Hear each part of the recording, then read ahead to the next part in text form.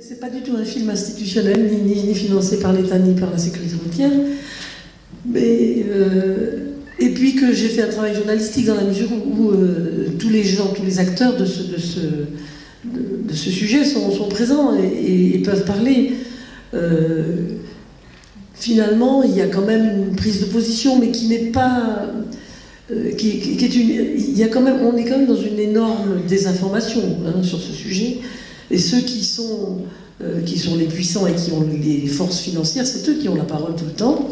Je la leur ai donné quand même, là, contrairement à mon documentaire précédent qui s'appelait Solutions locales pour un désordre global, où là, je n'ai pas donné la parole à Monsanto. Mais bon, là, je leur ai donné un peu plus la parole.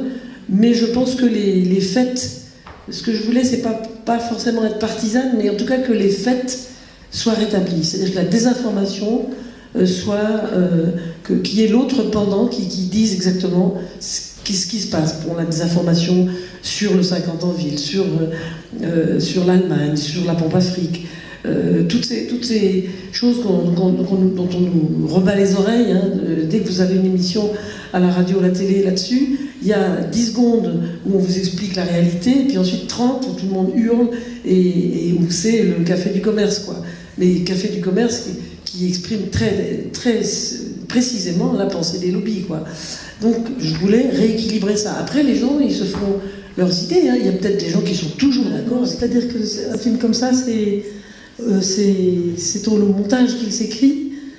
L'écriture d'un scénario, c'est en général entre 1 an et 2 ans. Enfin, c'est long, l'écriture.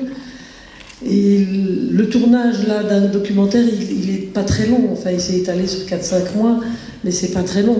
Par contre, on a quand même eu 172 heures de rush et il y a eu 2 ans de montage. Voilà, 2 ans.